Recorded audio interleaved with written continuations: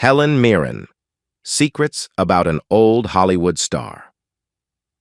Helen Mirren stands as a renowned actress from the 1960s and 1970s. However, it might surprise you to learn that she has concealed a multitude of personal experiences throughout her long career in the entertainment industry.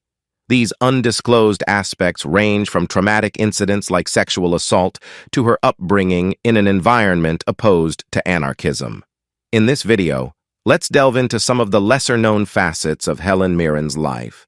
Helen Lydia Mirrenoff, known to the world as Dame Helen Mirren, was born on the 26th of July, 1945, at Queen Charlotte's and Chelsea Hospital in the Hammersmith district of London. Her birth name was a reflection of her mixed heritage, as she was born to an English mother and a Russian father, providing her with a fascinating blend of cultural backgrounds. Her mother, Kathleen Kitty Alexandrina Ava Matilda, née Rogers, hailed from West Ham, a working-class area in London. Kitty was the 13th child in a large family, born to a butcher whose own father had served as the butcher to none other than Queen Victoria herself.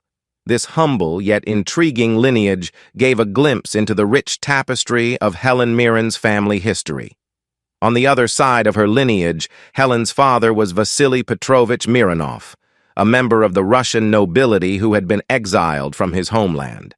Vasily's own journey to England began at a tender age of 2 when he was brought to England by his father, Pyotr Vasilievich Mironov.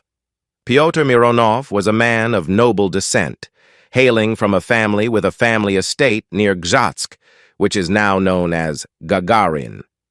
The Mironov family was firmly entrenched in the Russian aristocracy, and Helen's great-grandmother was none other than Countess Lydia Andreevna Kamenskaya, herself an aristocrat and a direct descendant of Count Mikhail Fedotovich Kamensky, a renowned Russian general who had played a significant role in the Napoleonic Wars. Pyotr Mironov's life story was equally remarkable. He had served as a colonel in the Imperial Russian Army, and had even participated in the Russo-Japanese War of 1904. Later, he transitioned into the diplomatic arena, where he was actively involved in negotiations for an arms deal in Britain. However, the winds of history took an unexpected turn with the Russian Revolution of 1917. Pyotr, along with his family, found themselves stranded in England as a result of these tumultuous events. Adapting to their new circumstances, Pyotr Mironov took on the role of a London cab driver to provide for his family in their adopted homeland. This dramatic shift in circumstances marked the beginning of a new chapter in the Mironov family's life, ultimately leading to the birth of their daughter, Helen, who would go on to become the legendary Dame Helen Mirren. Her father, Vasily Mironov, had a multifaceted life. He was not only an accomplished musician, but also a man of service and adaptation. Before the outbreak of World War II, Vasily displayed his musical talents as a viola player with the prestigious London Philharmonic Orchestra, showcasing his passion for music and culture. When World War II erupted, Vasily took on a new role as an ambulance driver, serving on the front lines in the East End of London during the Blitz. This marked a period of immense courage and resilience, as he worked tirelessly to help those affected by the devastating air raids. In 1938, Vasily married Kathleen Rogers in Hammersmith, and it was around this time that he made the decision to anglicize his first name, adopting the name Basil. This change reflected his integration into British society and culture. Shortly after the birth of their daughter Helen, Basil Mironov made a significant career shift. He left behind his role as a musician and returned to driving a cab to support his growing family. Later on, he transitioned into a different career path, becoming a driving test examiner and eventually a civil servant with the Ministry of Transport. These transitions in his career showcased his adaptability and determination to provide for his family. In 1951, another notable change occurred when Basil decided to change the family's surname to Mirren through a deed poll. This change likely reflected their growing connection to their English roots and the desire for a simpler, more anglicized family name. Helen Mirren's upbringing was marked by a strong sense of individuality and political perspective. She has described her upbringing as very anti-monarchist, hinting at a family environment that encouraged critical thinking and questioning of authority. Helen was the second of 3 children, with an older sister named Catherine, Kate, born in 1942, and a younger brother named Peter Basil, who lived from 1947 to 2002. Additionally, she had a notable familial connection through her paternal cousin, Tanya Mallet, who was a well-known model and even appeared as a Bond girl in the James Bond film franchise. Helen Mirren's early years were spent in Leek-on-Sea, Essex, where she was undoubtedly influenced by the rich tapestry of her family's history, their resilience during challenging times, and their commitment to embracing change and diversity. These experiences and influences would go on to shape the remarkable career and life of one of the world's most celebrated actresses, Dame Helen Mirren. Her educational journey began at Hamlet Court Primary School in Westcliff-on-Sea, where her passion for the stage first began to bloom. She had the opportunity to take on the lead role in a school production of Hansel and Gretel, a significant early experience that likely ignited her love for acting. Helen continued to hone her acting skills during her time at St. Bernard's High School for Girls in Southend-on-Sea. Here, she actively participated in school productions, further developing her talent and stage presence. These early experiences at school undoubtedly laid the groundwork for her future in the world of theater and film. Following her time in high school, Helen Mirren took a pivotal step in her pursuit of acting by enrolling at the New College of Speech and Drama in London. Notably, this institution was housed within Ivy House, which had once been the home of the legendary ballet dancer Anna Pavlova. This connection to a place steeped in artistic history must have been an inspiring backdrop for her studies. At the age of 18, Helen achieved a significant milestone when she successfully auditioned for the National Youth Theatre, NYT. This prestigious achievement opened doors to a world of opportunities for the young actress. Her talent and dedication were soon recognized, and at the age of 20, she took on the challenging role of Cleopatra in the NYT production of Antony and Cleopatra at the Old Vic. This role marked a turning point in her career, as Helen has acknowledged that it was the performance that launched my career. The success of her portrayal of Cleopatra led to her signing with agent Al Parker, setting her on a path towards becoming one of the most celebrated actresses of her generation. Dame Helen Mirren's life and personal experiences are as complex and intriguing as her illustrious career in the world of acting. Here is a detailed retelling of her biography, shedding light on various facets of her life. Helen Mirren's romantic journey during the early 1980s led her to Northern Irish actor Liam Neeson. Their paths crossed while they were both working on the film Excalibur, 1981. Their relationship during this period was significant, as Neeson later acknowledged that Mirren played a pivotal role in helping him secure representation by an agent, a crucial step in any actor's career. However, as the 1980s progressed, Helen Mirren's heart found a new home. In 1986, she began dating American director Taylor Hackford, marking the start of a profound and lasting connection. Their relationship blossomed on the set of White Nights, 1985, and it eventually led to a momentous event. On the last day of 1997, precisely on the 31st of December, Mirren and Hackford exchanged vows in a wedding ceremony held at the Ardersier Parish Church near Inverness in the Scottish Highlands. This marriage was Helen Mirren's first, but Taylor Hackford's third, as he had previously been married and had 2 children from his prior unions. Despite her successful and fulfilling life, Helen Mirren chose not to have children, a decision she attributed to having no maternal instinct whatsoever. Her devotion to her career and the art of acting took precedence in her life. In 2007, Dame Helen Mirren shared her life story and experiences in her autobiography titled In the Frame, My Life in Words and Pictures, which was published in the UK by Wiedenfeld and Nicholson. This remarkable book featured a wealth of sumptuous illustrations and, perhaps more importantly, almost 200 pages of densely printed text that provided an unusually candid and forthright account of her personal and professional life, with a strong focus on her theatrical career. Helen Mirren's spiritual beliefs evolved over the years. In 1990, she identified herself as an atheist during an interview. However, by August 2011, her perspective had shifted. In an interview with Esquire, she described herself as quite spiritual, revealing a childhood belief in fairies and leprechauns, though she clarified that she didn't believe in God.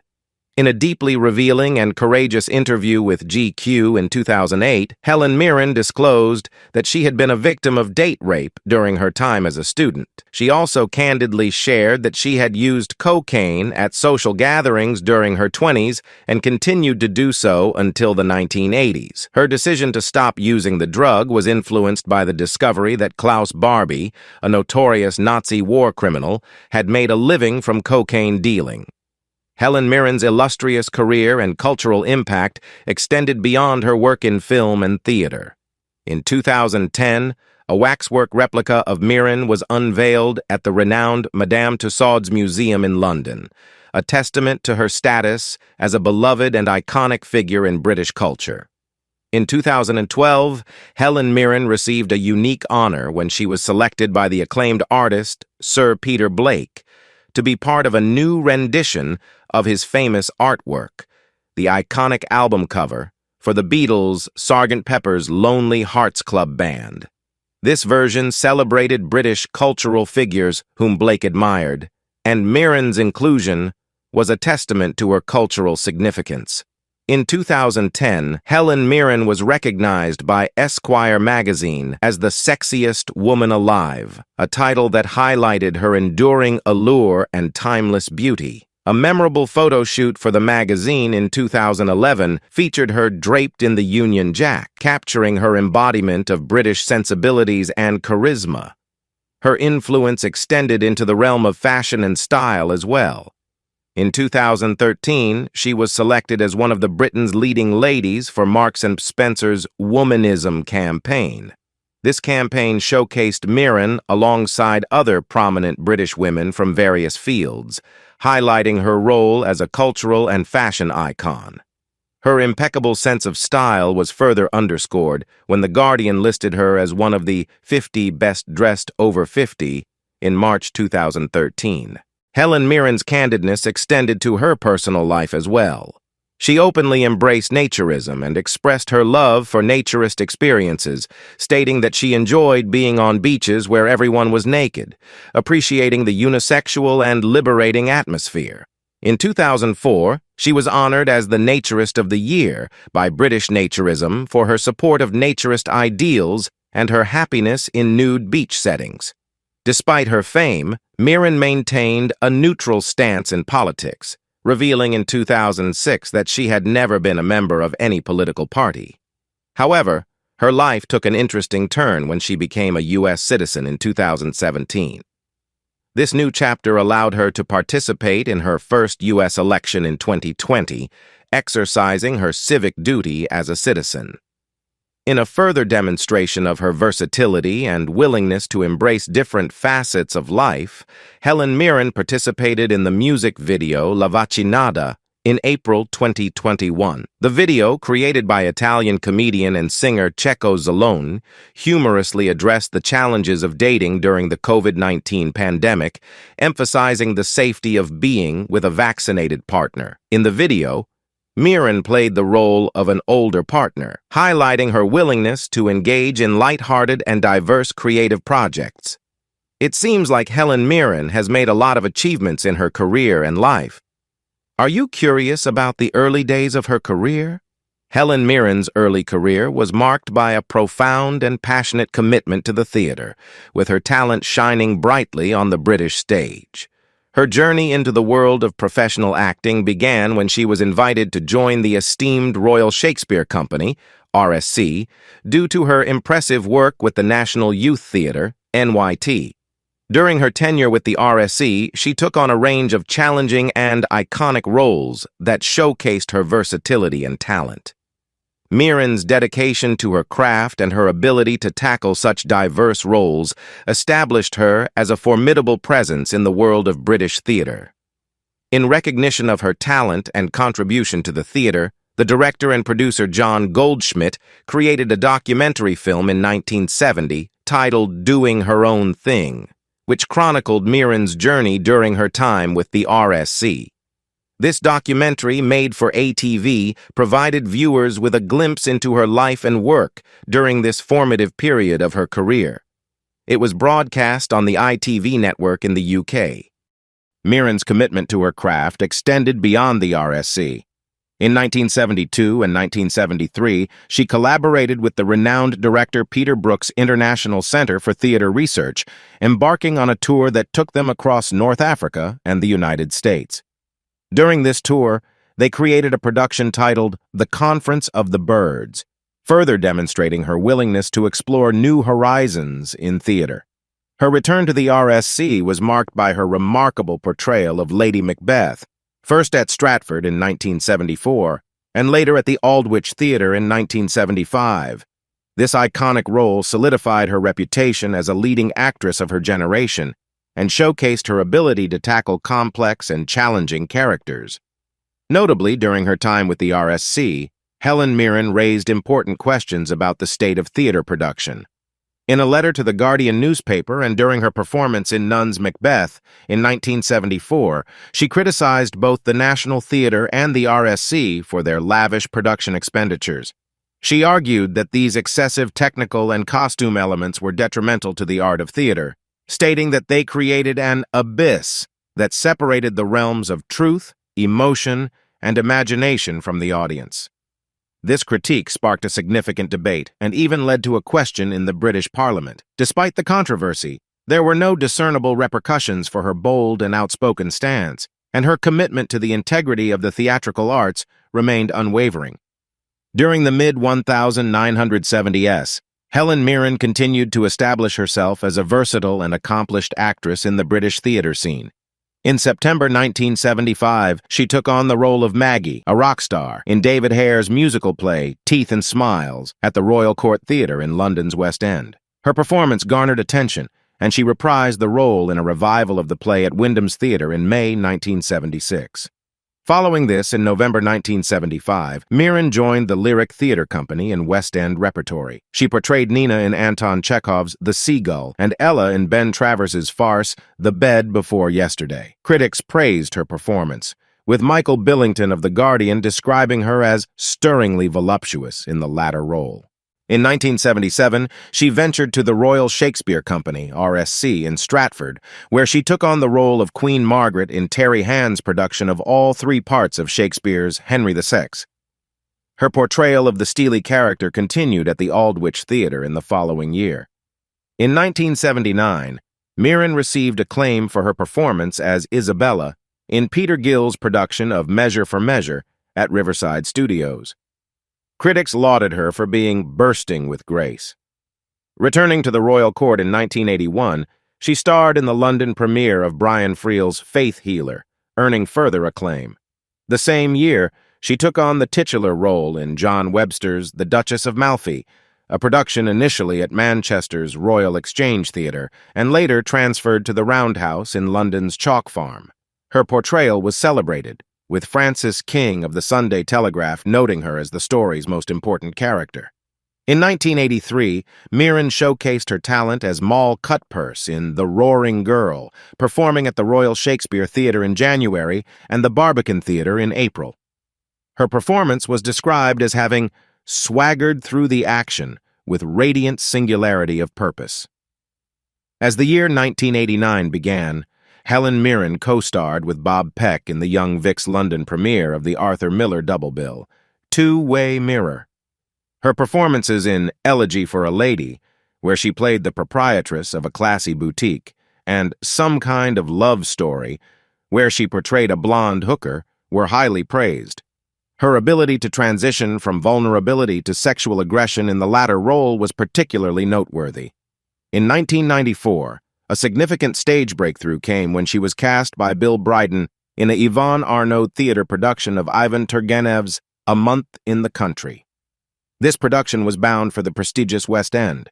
Mirren took on the role of Natalia Petrovna, with co-stars including John Hurt as her aimless lover Rakitin and Joseph Fiennes in only his second professional stage appearance as the confident young tutor Belyayev. The production garnered attention and further established Mirren's reputation as a formidable stage actress.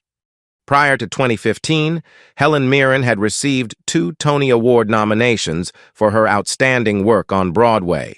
Her first nomination came in 1995 for her Broadway debut in A Month in the Country, solidifying her status as a respected figure on both sides of the Atlantic. She received her second Tony Award nomination in 2002 for her performance in The Dance of Death, where she co-starred with Sir Ian McKellen. Interestingly, the rehearsal period for this production coincided with the tragic events of September 11, 2001, when terrorist attacks occurred in New York. A crowning achievement in her stage career came on June 7, 2015, when Helen Mirren won the prestigious Tony Award for Best Actress in a Play. She received this honor for her portrayal of Queen Elizabeth II in The Audience, a performance that also earned her the Laurence Olivier Award for Best Actress. This Tony Award win marked a significant milestone, as it made her one of the few actors to achieve the Triple Crown of Acting in the United States, a distinction shared by esteemed performers like Ingrid Bergman, Dame Maggie Smith, and Al Pacino. In 2000, Mirren collaborated with director Nicholas Heitner, who she had previously worked with on the film adaptation of The Madness of King George. She played Lady Torrance in Heitner's revival of Tennessee Williams' Orpheus Descending at the Donmar Warehouse in London. Her performance was highly praised by Michael Billington of The Guardian, who described it as an exemplary study of an immigrant woman who has acquired a patina of resilient toughness, but who slowly acknowledges her sensuality. In November 2003, Helen Mirren graced the National Theatre stage once again, earning acclaim for her portrayal of Christine Mannon in a revival of Eugene O'Neill's Morning Becomes Electra, directed by Howard Davies. Critics noted her performance as defiantly cool, camp, and skittish, and praised her for glowing with mature sexual allure. Mirren herself regarded this production as one of the best experiences of her professional life, citing the serendipity of a beautifully cast play, outstanding design, and direction that led to an exceptional response from the audience. Mirren continued to excel in classical roles, taking on the title role in Jean Racine's Phèdre at the National Theatre in 2009. Directed by Nicholas Heitner, this production also saw performances at the Epidaurus Amphitheatre in July 2009, further showcasing her versatility and skill in classical theatre. In the early 2000s, Dame Helen Mirren took on a variety of film roles that showcased her versatility as an actress. Her first film of the decade was Green Fingers in 2000, directed by Joel Hirschman. The film is a comedy based on a true story about the prisoners of HMP Layhill, a minimum security prison, who unexpectedly win gardening awards. In Green Fingers, Mirren portrayed a passionate plantswoman who coaches a team of prison gardeners led by Clive Owen to victory at a prestigious flower show. However, the film received lukewarm reviews, with critics suggesting that it didn't bring anything new to the already saturated genre of British feel-good films. In the same year, Mirren also worked on The Pledge, directed by Sean Penn, where she played the role of a child psychologist. Despite being a critical success, the ensemble film did not perform well at the box office. Additionally, she appeared in No Such Thing, an American-Icelandic satirical drama directed by Hal Hartley, where she portrayed a soulless television producer who seeks sensationalistic stories. Unfortunately, No Such Thing was largely panned by critics. One of the standout moments in Mirren's career during this period came in 2001 with the release of Gosford Park. Directed by Robert Altman, the film was an all-star ensemble mystery that paid homage to Agatha Christie's whodunit style. It revolves around a group of wealthy Britons and an American, along with their servants, who gather for a shooting weekend at an English country house, leading to an unexpected murder. Gosford Park received widespread acclaim and garnered numerous awards and nominations. Mirren's performance as the sternly devoted head servant Mrs. Wilson earned her a second Academy Award nomination and her first Screen Actors Guild Award win. Mirren's final film in 2001 was Last Orders, a dramedy directed by Fred Schepisi, in which she starred alongside Michael Caine and Bob Hoskins. In 2003, Mirren took on the role of Chris in Nigel Cole's comedy Calendar Girls. The film was inspired by the true story of a group of Yorkshire women who posed nude for a calendar to raise money for leukemia research under the Women's Institutes. Initially hesitant to join the project, Mirren changed her mind after learning that Julie Walters was cast in the film. Calendar Girls was well received by critics and achieved significant worldwide box office success, grossing $96 million. Mirren's performance earned her nominations for awards such as the Satellite, Golden Globe, and European Film Award. Additionally, in 2003, Mirren starred in the Showtime television film The Roman Spring of Mrs. Stone, alongside Olivier Martinez and Anne Bancroft. This film was based on the 1950 novel of the same title by Tennessee Williams. In 2010, Dame Helen Mirren had a prolific year, appearing in 5 diverse films: Love Ranch, The Tempest, Brighton Rock, Red, Legend of the Guardians, The Owls of Ga'Hoole. In addition to these films, Mirren also appeared in the comedy film Arthur, a remake of the 1981 film of the same name, starring Russell Brand in the lead role. However, Arthur received generally negative reviews from critics, who considered it an irritating, unnecessary remake. To prepare for her role as a retired Israeli Mossad agent in the film The Debt, Mirren immersed herself in studies of Hebrew language, Jewish history, and Holocaust writing while in Israel in 2009 during the filming of certain scenes. The Debt is a remake of a 2007 Israeli film of the same name. In 2012, Mirren portrayed Alma Reville, Alfred Hitchcock's wife, in the biopic Hitchcock, directed by Sacha Gervasi and based on Stephen Rebello's non-fiction book. The film delves into the relationship between Hitchcock and Reville during the making of Psycho. Although the film received a lukewarm critical response, Mirren's performance was highly praised.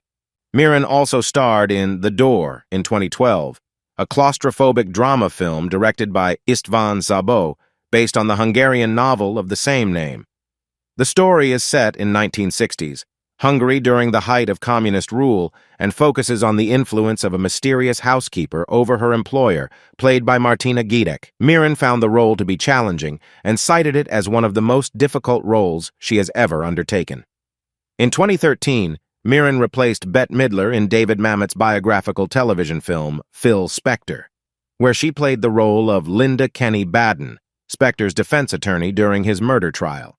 The film received mixed to positive reviews, particularly for Mirren and co-star Al Pacino's performances, and received several Primetime Emmy Award nominations.